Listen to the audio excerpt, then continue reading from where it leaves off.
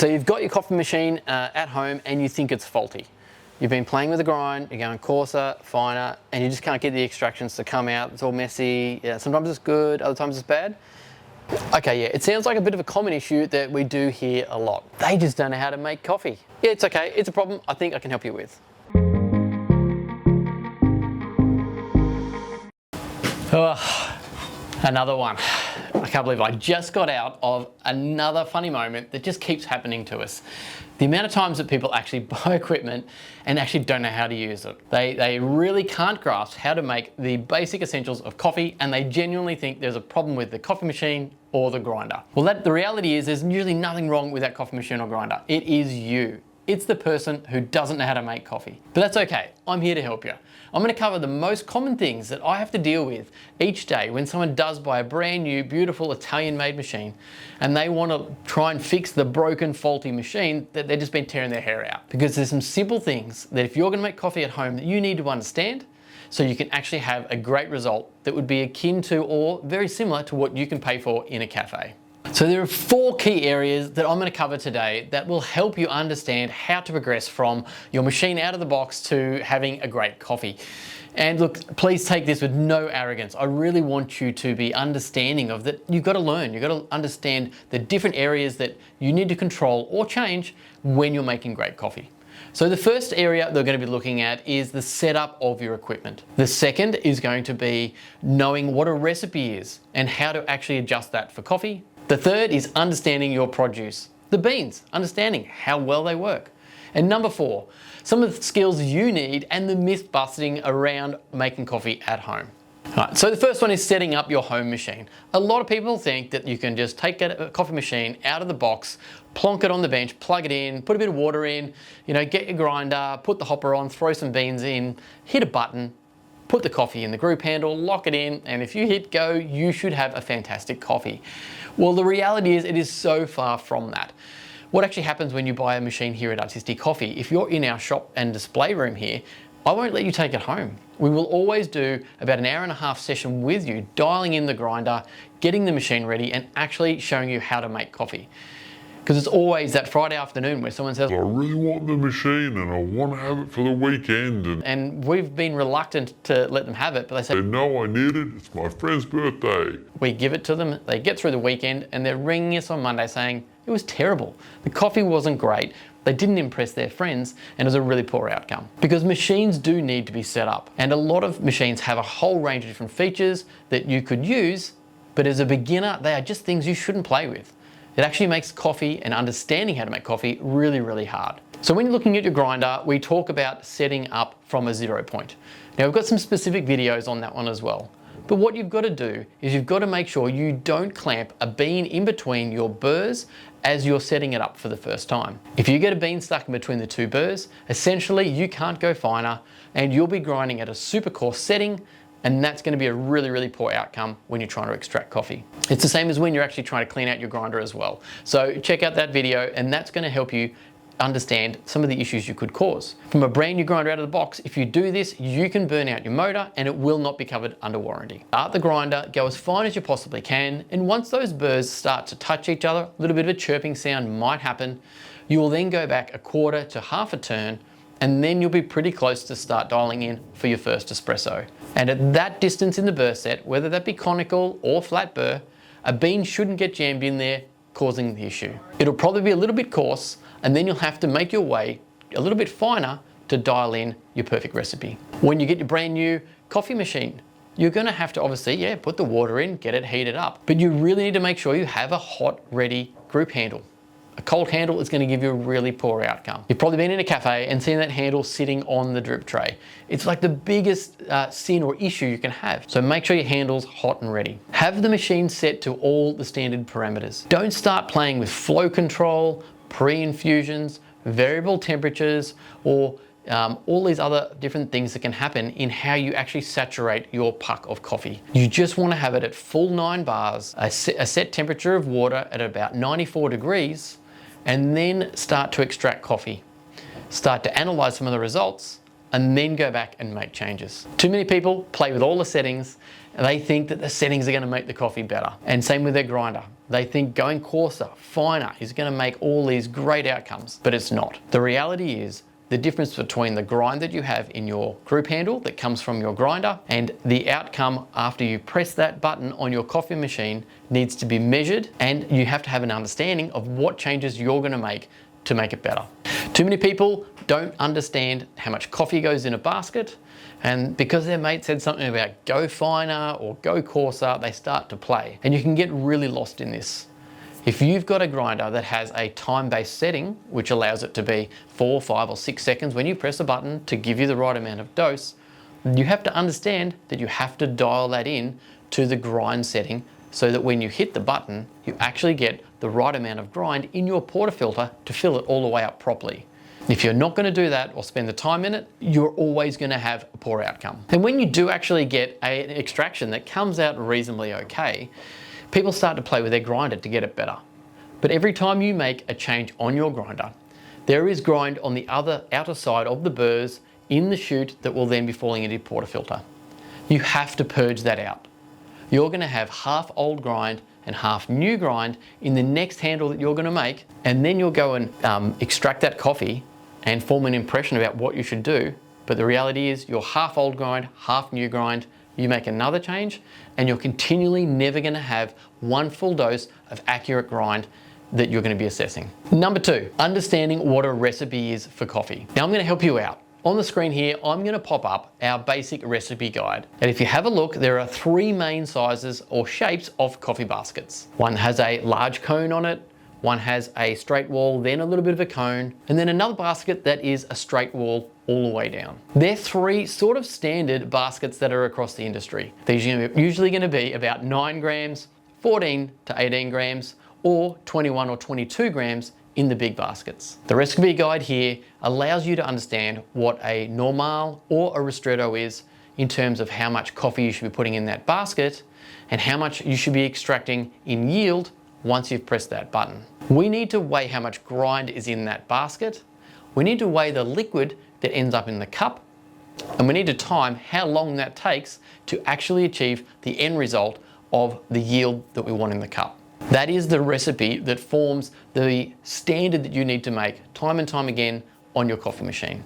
It does take a little bit of time to adjust this. You do have to play with the little beans when you're setting up your grinder. Now, the one thing a lot of people do is they get a coffee machine, they get a kilo of beans, they have this play, and they literally waste a whole kilo of beans trying to get a good coffee. So it is best to maybe buy a little bit more coffee when you do get your machine for the first time. It is pretty common for people to burn through beans because they just don't understand what's going on. You don't want to finally get to the point where you've actually got it nailed and you've only got 1 or 2 coffees left and it's not enough for the coffee the next day. Because when you go and buy another bag of beans, that is going to be another whole range of issues you're going to have to dial in for to have the same outcome. You just wasted a whole kilo chasing that perfect grind.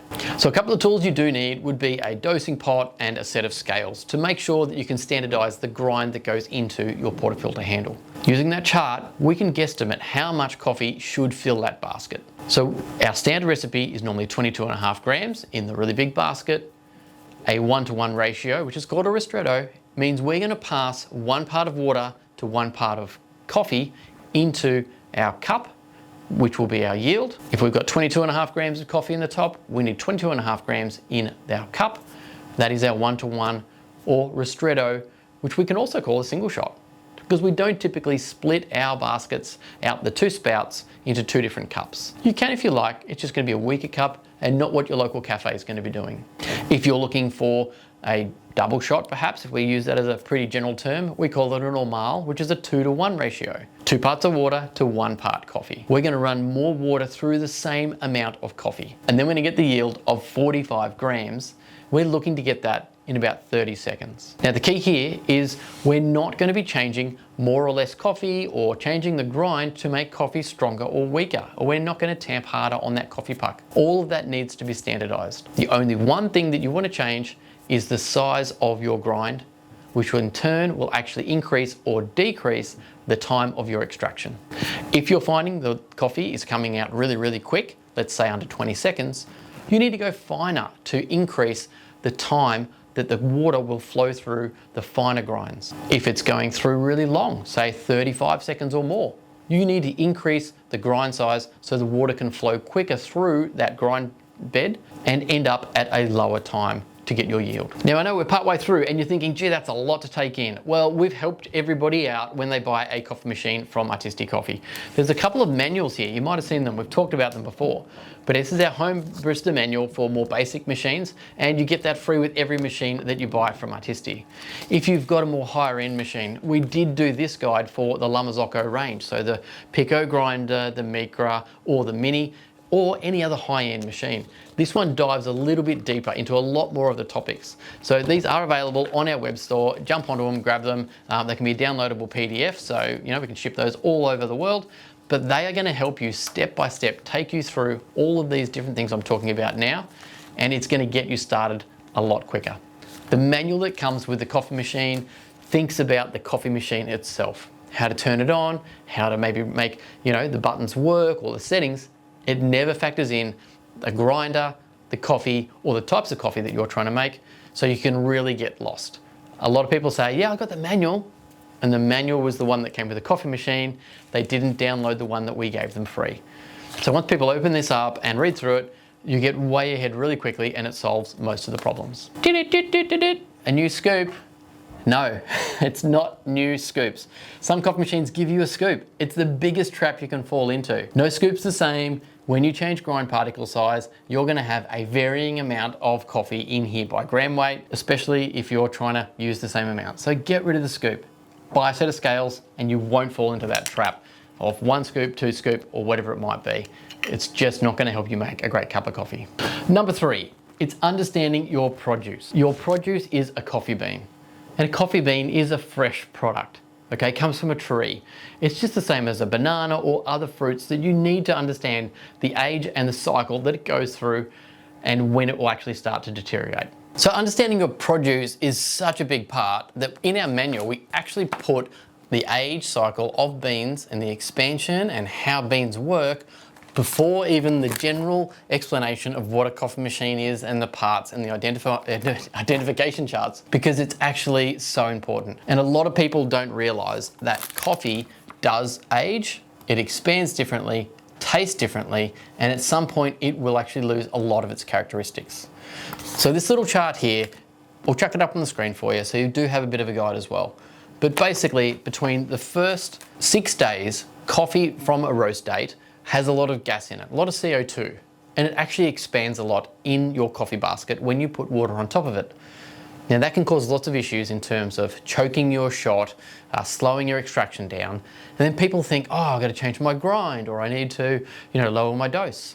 So it's a bit of a false way of making changes when you don't need to. If your grind starts to flow, then actually starts to slow down or even drip, and then it actually starts to flow again, that's because your coffee puck has expanded, it got total saturation, the water came through, but then it's expanded again to actually slow down that flow. And then it reaches a more saturated point and allows that flow to come all the way through. So that's a real easy thing to know what's happening in your coffee puck. Fresh coffee also, when you're looking at your spouts and it's coming into a cup, can be formed by big bubbles that are coming out. So if you're seeing those bubble, that's the gas that needs to come out of your beans. So it can be a bit trickier when you're trying to extract coffee. So we recommend coffee at least from 7 or ideally 10 days up to 21 days. It hits a peak where basically the gas is out of the beans, the acidity, the sweetness, the body, and all the flavors actually start to balance really nicely. When you get into this time frame between that 7 and 21 days, you have to make far less grind adjustments. With our cafe partners, we try and get them to use the coffee in that window, from week 2 up to week 3. And it means a Monday coffee tastes like a Monday coffee and a Friday is like a Friday. It doesn't change because we keep giving them different age coffee. That flavor change is noticeable, but if you're the kind of person that goes to a cafe on every Monday, you probably won't notice it. But if you went back on a Friday, you would probably think, oh, a little bit more stronger, a little bit more bolder perhaps. And that's just the produce aging and the gas coming out of that. Once you go past about 28 to 30 days, coffee loses all its subtle flavors. There's no more gas in there. And essentially you just get coffee that tastes like coffee. One monotone flavor, generally heavy body and maybe a toffee flavor, but you're losing any subtle notes in that. It also won't expand much. So if you've been using a dose of 22.5 grams, let's say, you will have to actually increase the dose because the coffee will not expand when water's added to it. That will also affect whether you have to go coarser or finer to reach your desired extraction recipe. To help our customers, we always give them free coffee. You buy a machine, you get some beans. We do recommend people stick with the same coffee for the first 3 months of buying their home machine, because that way you get to understand the produce, understand how it's expanding, the grind changes you might need to make. When you've got a hot sunny day at home and the sun might be beaming down on your beans, changing how they're reacting or drying them out more, or a really wet day where there's a lot of humidity in the air perhaps, all of these factors change how your recipe is going to work. Your barista in your local cafe is monitoring these and managing them day in, day out. And so you've really been spoiled about these changes, probably not noticing them over time. But that's the skill that they do have. And it's a skill you can learn, and I urge you to understand them. By not changing beans readily, especially in the early stages of you understanding how to create your recipe, your dose, your yield, and your time, you won't have to change between roast profiles. So a lighter roast or a darker roast. These all need some slight changes to recipes. If you're going to a lighter roast, you want to have a hotter temperature because they're more dense and it's harder to get the flavoring out of the beans. But also because they're lighter roast, they're actually going to take longer to age, so the gas might be around a little bit longer as well. If you're going a darker roast and those beans are oily and they're covered in like a bit of an oil slick, you're already way past any sort of expansion. So that can be another challenge that you're going to have to deal with. You'll probably find they'll be bitter no matter what you do if you've got the oil on those beans. But if you're jumping between fresh roast, old roast, light roast, dark roast, and all these different types and thinking, oh, why is my coffee crazy and I can't get any consistency, it's because you don't understand the produce. So come back, look at the age of coffee, look at a recipe, and start again. And just buy those same beans consistently for a few weeks or a month to being more consistent in your coffee extractions. Number 4, your skills and the myth busting. There's so many times that when we start a training session, people start telling me these things and, you know, I tamp harder or I put more coffee in or... You know, they've got all these questions that they've heard from different people or their mates told them or whatever it might be. And I find myself saying, okay, they want to download, that's fine. And then I respectfully say, hey, okay, I hear what the problems you're having, but I can take you through a systematic way to actually make great coffee. We grab the manual, we start from the start and we work through. And when we get to the end, there isn't a question that they have because we've actually covered it all. That is something that I really urge you to do. Work through the book, work through a manual, have a way to start and, you know, develop each step to better espresso and creating a better milk-based coffee as well. It's best not to change too many variables. And I said this at the start about the equipment. Equipment has a lot of different features. Temperature control, which is the water on top of your coffee, or it could be the temperature of your steam. You could have too much pressure or not enough pressure in your boiler, so when you're frothing, you're either getting a good bubble or a good silky milk, or you're getting this big bubbly mess. But if you start to change the temperatures in your boilers, you're going to be varying what happens there. So if you can start with a lower temperature on your boiler, it might take a little bit longer to make that milk, but it should be a much better quality. And with your extractions, if you're going to be changing your water temperatures constantly, you're going to get a totally different result every single time you extract. If your machine has flow control, if you start to play with temperature and flow control, so that is not using the 9 bar pressure of a coffee machine, where you may reduce that down to either one particular setting, which may be 6 or 3. Some machines actually allow you to go totally variable, up or down. Every time you change that variability, you're changing a pressure on top of that coffee puck. The extraction time, the yield is going to be totally way out, and your recipe is going to have to be customized for exactly the process that you're doing. So if you've got a machine with flow control, don't use it for the first 6 months. You're only going to get totally lost and make poor coffee. Just stick to 9 bar, get used to making great extractions, and then have a small tweak. Maybe a little bit of 3 bar, then up to 9, and just leave it at that. Now that's replicating something like we call pre-infusion. Now this is a huge topic, and a lot of people don't quite understand it. There's pre-wet, pre-infusion, pre-soak, all these other different things that are called, but basically it's whether we're introducing water to a coffee puck to allow it to expand, and then removing any sort of pressure so there's not more water on that actual coffee, and then adding more to it. Now, me personally, I love a little bit of pre-infusion. There's a whole video I put on the E61 style group levers from the Italian machines. Have a look at it. It'll teach you how to use a little bit of pre-infusion on those machines. If you've got some settings on other machines with pre-infusion, don't have them really long. Maybe just have 1 second of pre-infusion and then look to increase that. A lot of machines have this huge number of pre-infusion, 5, 6, 8, 9 seconds, and then they start their extraction. And that can be really tricky when you're starting out. So turn them off and then create a baseline and make one little change and see how you go. A lower dose in my coffee basket is going to give me a weaker coffee. No, that is not correct. And more coffee, jamming it into the coffee basket, is going to give me a stronger coffee. That's not correct either, because you're not considering how much water you're actually passing through that coffee bed. You're just thinking, I jam more in there, it's going to slow it down or speed it up, and that's going to give me more or less flavor. It's not the case. We need to be consistent in the amount of coffee that's there, adjust the grind, and then only put more or less water through that grind bed. So if we're going to put less through it, it'll be a more milder espresso, like we call a 1-to-1, a ristretto. If we double the amount of water to coffee, we're going to get a 2-to-1, which is going to give us a wider range of flavors, because we're going to get that intensity that we get from the 1-to-1, which is the ristretto, more sweetness and a little bit more body into it.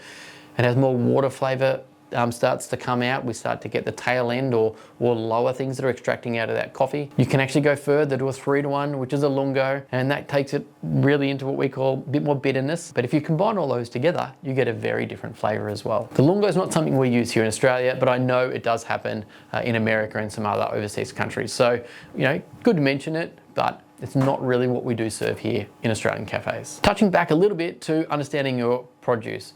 Bean roast dates, not a batch date. Get the bag, turn it around, have a look, and see if you actually have a roasted on date, not a best before date. A best before date could be 12 months. Coffee's never going to make you sick if it lasts a really long time. So sometimes they have a very long use by date.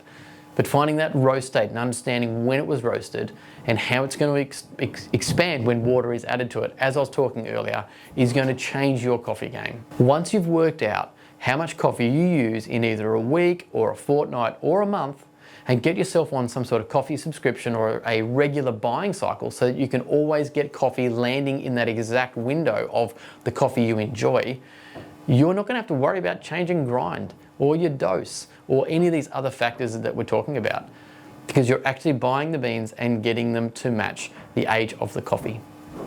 Now, some people say, hey, you know what, I bought these beans and they've been perfect for my machine the whole time. It's some fluke that they managed to set up their machine based off that coffee that they were getting. It could have been really old, really aged, and for some reason they just happened to have the grinder set where it needed to be.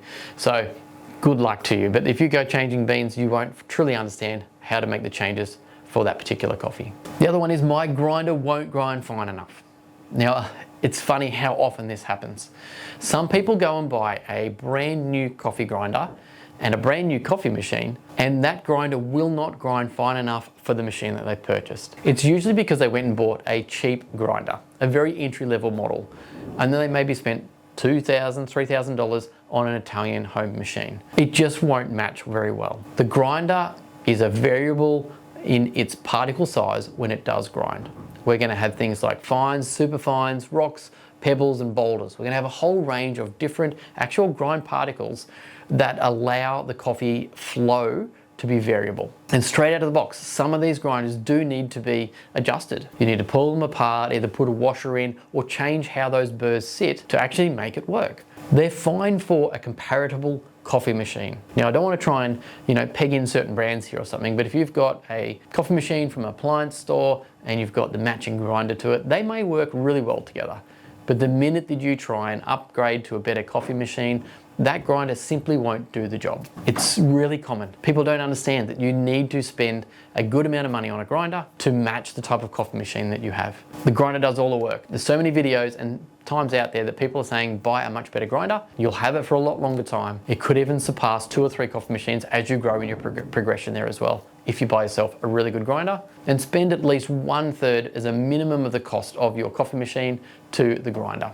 So your skills, you need to develop on your skills. If you just think you're going to put beans in a grinder, push a button, grind it, tamp it, chuck it in, and that's all you want to do, you're probably best to go and buy a fully automated coffee machine. Don't buy a separate grinder and a separate machine. If you're not willing to put a little bit of time and effort into making a coffee, a little bit goes such a long way in making a great coffee. Spend some time developing your skills. Once you've worked something out, do a bit of research. Understand how you can be better at making a better coffee puck. There are things like WDT, which is the little needling tools, an NCD or a distributor, and a lot of other tools in that space that will have a huge impact to how you actually get a much better flavor of espresso in your cup. Now, before I wrap it up, I want to prove something to you. Go and check out our latest Google reviews. They're going to be people that would say, we've had a terrible, outcome on our machine. We bought a brand new machine, couldn't make coffee. These are the people that are on our chat or have sent us an email saying, I might want a refund. This thing's just not working. It's Not doing what I thought it would do. But then read through that comment a little bit further and you'll see that they've connected with us.